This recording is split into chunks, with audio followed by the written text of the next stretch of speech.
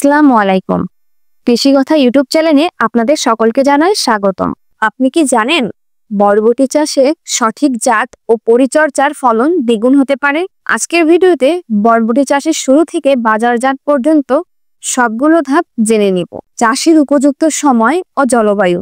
বরবটি প্রধানত গ্রীষ্ম ও বর্ষায় ভালো হয়। ফেব্রুয়ারি মাস ও জুন জুলাই মাসে বপন করলে ভালো ফলন পাওয়া যায়। জমি ও মাটি প্রস্তুতি। দোআঁশ বা বেলে দোআঁশ মাটি আদর্শ। 2 থেকে 3 বার চাষ ও মই দিয়ে ঝুরঝুরে করে নিন। প্রতি শতকে 10 থেকে 15 কেজি গোবর সার, টিএসপি ও এমপিও দিন।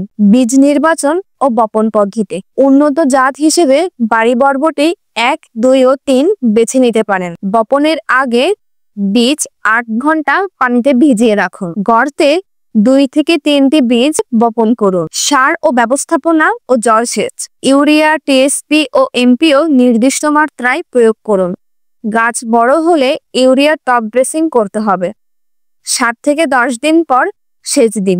গাছের পরিচর্যা ও খুঁটি দেওয়া। আগাছা পরিষ্কার করুন। প্রয়োজনে মালচিং পদ্ধতি ব্যবহার করুন।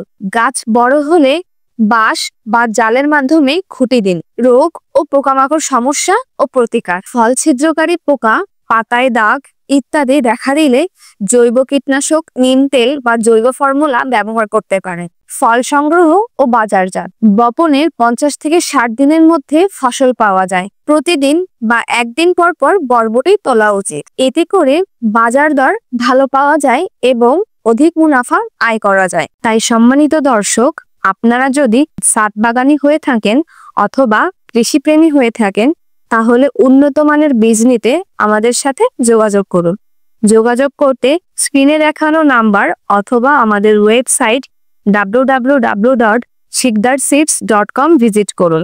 সম্মানিত দর্শক, সবাই ভালো থাকবেন, সুস্থ থাকবেন, কৃষি ও কৃষকের সঙ্গে থাকবেন। আসসালামু আলাইকুম।